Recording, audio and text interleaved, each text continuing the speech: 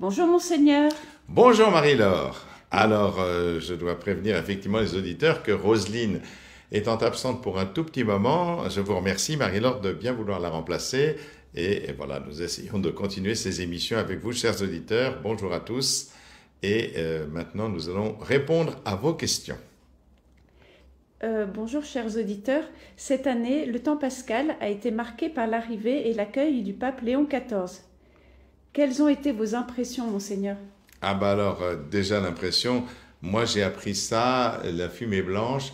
J'étais chez des religieuses à Naples, figurez-vous, et je vois la supérieure arriver, les bras en l'air, toute contente. La fumée blanche, la fumée blanche.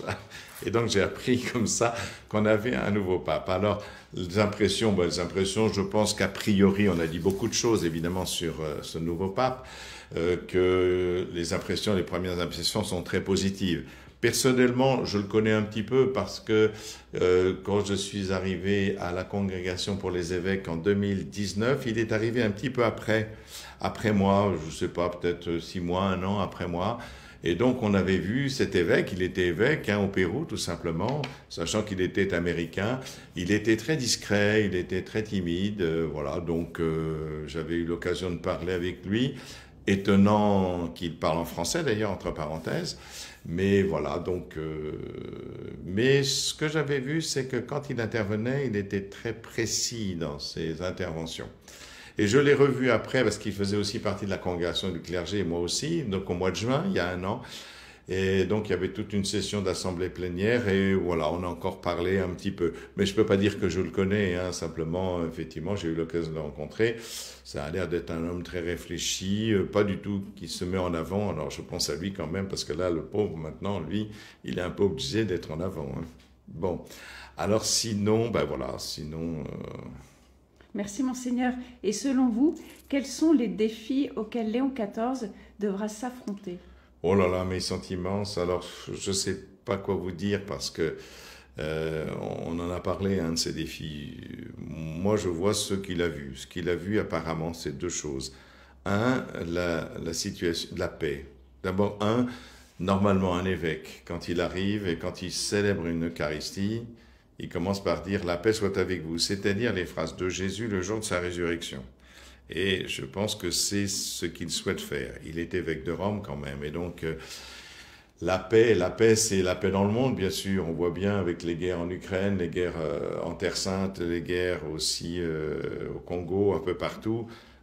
Comment on peut faire pour aider? La politique vaticane a toujours été une politique, enfin la diplomatie vaticane a toujours essayé d'œuvrer pour la paix. Je pense que ce pape, il sera sensible, il va sans doute proposer des solutions parce que la diplomatie vaticane, elle est partout. Elle est très efficace en général, justement, pour ces choses-là. Je pense que ça sera le premier défi. Après, il y a la paix à l'intérieur. Hein. Dans notre Église, il n'y a pas la paix. Hein. Chez nous, on est divisé. Alors, je sais bien que le diviseur, c'est le diable, mais justement, il sait bien comment s'introduire dans l'Église, moi, je trouve.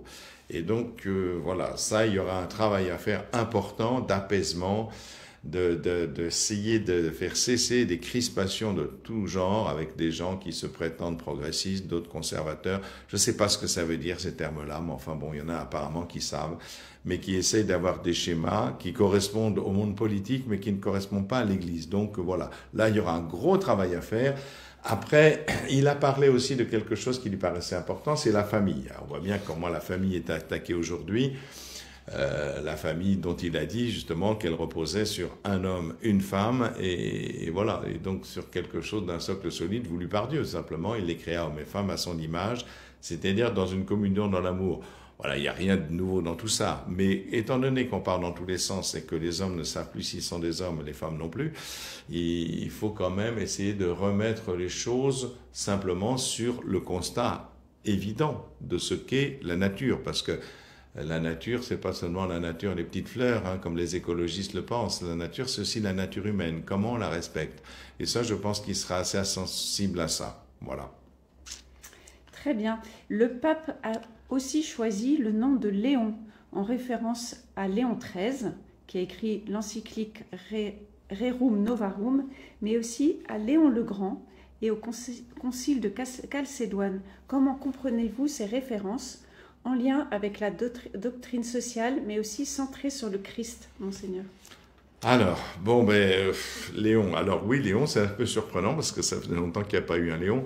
Léon XIII, bon, c'est la fin du 19e siècle à cheval, donc il a laissé plusieurs choses. Effectivement, l'encyclique qui a permis la doctrine sociale de l'Église, qui est important parce que au moment où justement on réfléchissait à ces choses-là, le pape Léon XIII a établi les bases d'une doctrine sociale qui est très importante, hein.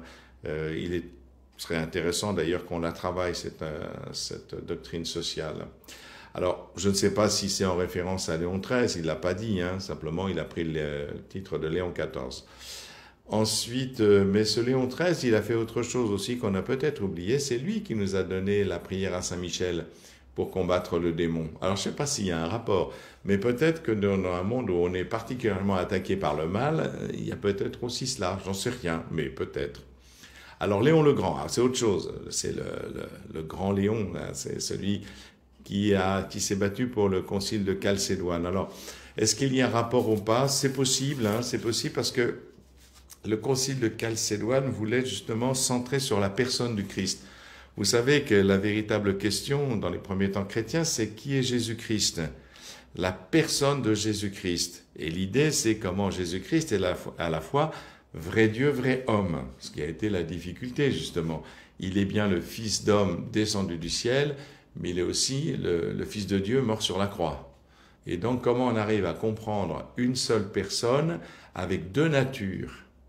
Une nature divine dans la même personne et une nature humaine. Et voilà, donc ce que dit le concile de Chalcédoine, qu'a défendu le pape Léon le Grand, c'est un seul et même Christ, Fils, Seigneur, unique engendré, reconnu en deux natures, sans confusion, sans changement, sans division, sans séparation, la différence des natures n'étant nullement supprimée à cause de l'union, la propriété de l'une et l'autre nature étant bien plutôt sauvegardée concourant à une seule personne et à une seule hypostase. Hypostase, c'est ce qui se tient dessous. Un Christ ne se fractionnant ni ne se divisant en deux personnes, mais un seul et même Fils, unique engendré. Voilà le texte comme il est donné. Alors on voit bien que c'est le souci de l'unité et de la cohérence. Comment on arrive à être cohérent? Alors, je ne sais pas s'il a choisi le prénom de Léon à cause de Léon le Grand, mais enfin voilà, ce qui pourrait faire le lit de sa réflexion et de ce qui pourrait venir sur l'unité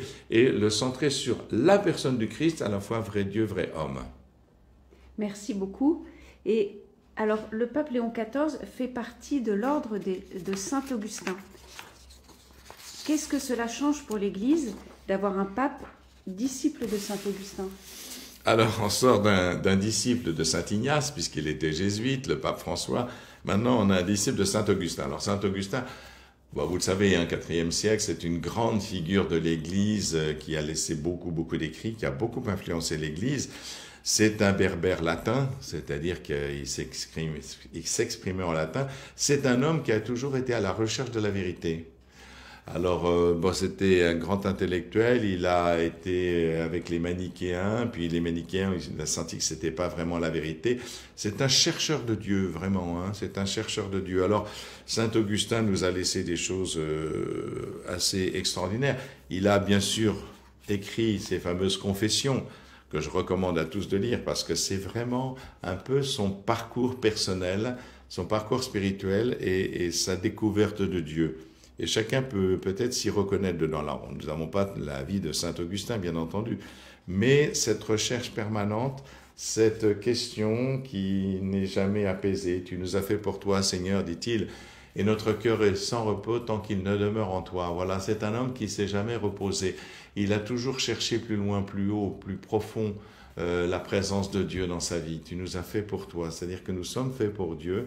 Et il faudrait que nos contemporains puissent le comprendre que nous sommes faits pour Dieu, parce que sinon ils vont aller dans tous les sens et ils risquent de se perdre. Voilà. Et notre cœur est sans repos. Voilà. Il est sans repos tant qu'il ne demeure en toi. Trouver la paix en Dieu. Je pense que ça c'est important. C'est aussi le père de la charité. Hein. Aime et fais ce que tu veux. Alors ça ne veut pas dire fais n'importe quoi. Aime et fais ce que tu veux. Si tu aimes en vérité, c'est-à-dire si tu reçois l'amour de Dieu en vérité, Et si à partir de cet amour de Dieu, tu apprends à aimer comme le Christ, alors tu peux faire ce que tu veux. Ça ne veut pas dire fais ce que tu veux n'importe comment. Non, c'est vraiment l'amour qui vient de Dieu, qui est reçu de la part de Dieu et qui nous permet de nous mettre au même diapason que l'amour de Jésus-Christ et qui nous permet après de faire ce que l'on veut. Parce que ce que l'on veut s'adapte à ce que Dieu veut. C'est-à-dire que nous sommes véritablement dans la volonté de Dieu. Et comme on le dit, que ta volonté soit faite. Voilà. Après, il a écrit un autre livre, La Cité de Dieu, dans lequel il parle aux fins dernières, c'est-à-dire la fin de nos vies, quoi. Qu'est-ce qui se passe après? Les deux cités qui développent en même temps les thèmes essentiels. Il insiste beaucoup sur l'amitié, le bonheur, la paix, vous voyez, donc ça rejoint sans doute ce que souhaite notre pape actuel. Et puis une longue réflexion sur la résurrection aussi, voilà, sur les âges du monde. Donc voilà, c'est vraiment important de savoir ce qu'il fait sur l'amitié, la place qu'il donne à la charité, dans l'amitié, qui était au cœur de sa vie, dans sa charge pastorale aussi, parce qu'il a voulu vivre d'abord en communauté, puis après il a eu la charge de pasteur avec d'Hippone. Donc voilà, c'est lui qui a dit « Pour vous, je suis évêque, mais avec vous, je suis chrétien ». Ça, c'est important aussi pour nous, évêques, de nous rappeler de ça, parce que c'est vrai qu'on nous sollicite à droite à gauche, c'est « Pour vous, je suis évêque, mais à quel moment? Avec vous, je suis chrétien ». J'ai la chance aujourd'hui de vivre dans ce village où j'ai l'impression que je vis au milieu de chrétiens comme un chrétien, c'est-à-dire avec vous je suis chrétien, je fais les mêmes choses que les autres, je vis avec les autres, etc. Alors que la question de l'évêque, il peut être en surplomb, il peut être loin, il peut être sur un piédestal, on peut le mettre sur un piédestal, et donc il est vraiment évêque pour vous, mais jamais avec vous. Et donc saint Augustin rappelle ça, et je pense que c'est ce que dit le pape Léon dans ses discours qu'il a dit, c'est voilà, et le Christ est au centre, hein. Il a redit qu'il faut s'effacer devant le Christ. Je l'avais dit ma première homélie, c'est-à-dire que ne regardez pas l'archevêque, regardez le Christ. C'est voilà, centré sur le Christ. Et c'est vraiment l'idée de saint Augustin de nous donner de contempler le Christ et non pas de contempler les choses subalternes. Et ça, je pense que c'est important, il saura s'effacer devant le Christ. Voilà peut-être ce que peut nous dire saint Augustin. Alors voilà, qu'est-ce qu'il y a d'autre encore sur l'amitié? Il y a un beau passage dans le livre des Confessions sur l'amitié. Voilà ce qu'il dit, je le cite, hein, « Il n'y a pas de véritable amitié si toi, tu ne la cimentes entre des êtres qui sont unis entre eux grâce à la charité répandue dans nos cœurs par l'Esprit Saint qui nous a été donné. » Et donc voilà, l'amitié véritable, ce n'est pas seulement l'accointance des âmes, comme disait Montaigne, hein, c'est le fait de s'enraciner dans l'Esprit Saint. Moi, c'est ce que j'appelle sur la même longueur d'âme, quand cette âme est éclairée par l'Esprit Saint. Et voilà ce qu'est la véritable amitié et ce que dit justement saint Augustin à propos de cette amitié sur laquelle il insiste beaucoup. Merci beaucoup, Monseigneur. On présente Léon XIV comme un disciple du pape François. Et en même temps, il y a une attente de renouveau. Qu'en pensez-vous? Un disciple du pape François, j'en sais rien du tout. Hein. Je ne sais pas qui est disciple du pape François. Je pense qu'il est disciple de Jésus-Christ, voyez-vous. Hein. D'abord, on est disciple de Jésus-Christ, on n'est pas disciple d'un pape ou des... Non. Non, non. Alors après, que le pape François était sensible à cet homme, tout simplement parce que lui, il était responsable, effectivement, de sa congrégation. Donc, il a eu un poste important dans sa congrégation. Et il est allé s'occuper, il a demandé à s'occuper des personnes au Pérou, des personnes pauvres, de vivre avec les pauvres. Et je pense que ça, François était sensible à ça. Et donc il a repéré, c'est sans doute pour ça qu'il l'a appelé à venir à la congrégation des évêques et à la congrégation du clergé, etc. Parce que c'est un homme qui est attentif aux plus pauvres. Et je ne sais pas si c'est Léon, qui est disciple de François, ou si c'était François qui était plutôt admiratif de Léon. Donc voilà, je pense que cela. Alors, est-ce qu'il va suivre le même chemin? Je n'en sais rien. Chaque pape a sa personnalité, et puis l'Esprit Saint s'empare d'une personnalité. À chaque fois, l'Esprit Saint est toujours le même, mais il utilise chacun d'entre nous en fonction des talents. Donc c'est lui qui a été choisi par les cardinaux, inspiré par l'Esprit Saint. Donc il ne sera pas un autre François, c'est clair. Mais ça ne veut pas dire qu'il va renier ce qu'a fait François. Il ne s'agit pas de démolir ce qu'a fait le précédent. Il s'agit de donner toujours quelque chose à partir de ce qui est construit. C'est une plante, vous savez, va donner des fleurs différentes, enfin des fruits différents, des arbres différents. Enfin voilà, donc moi je pense qu'il ne faut pas chercher la suite ou autre chose, le contre-pied. Non, pas du tout. Il va faire du Léon, tout simplement, inspiré par l'Esprit Saint, comme François a fait du François, inspiré par l'Esprit Saint, c'est tout. Donc une attente de renouveau. Je ne sais pas ce que ça veut dire le renouveau, parce que pour moi l'Évangile est toujours nouveau. L'Évangile ne sera jamais ancien. Quand on lit l'Évangile, on trouve toujours du neuf. Vous pouvez lire 100 fois l'Évangile, à chaque fois vous trouverez quelque chose de nouveau. Donc le renouveau, à quel niveau ? Renouveau, oui, je comprends pas bien ce que ça veut dire. Moi, je pense que être chrétien, c'est toujours être accessible à la nouveauté, en ce sens qu'on se laisse déranger. On ne s'installe pas. Quand on est chrétien, on ne peut pas s'installer. On est toujours à accueillir la nouveauté de Dieu, l'imprévu de Dieu. C'est ça qu'il faut. Et je pense que pour cela, Léon saura effectivement se laisser bousculer par la nouveauté du Seigneur. Merci, Monseigneur. Je vous en prie. Merci pour vos éclairages précieux. À la semaine prochaine, chers auditeurs. Oui, à la semaine prochaine. Et n'oubliez pas d'envoyer vos questions à Radio Espérance.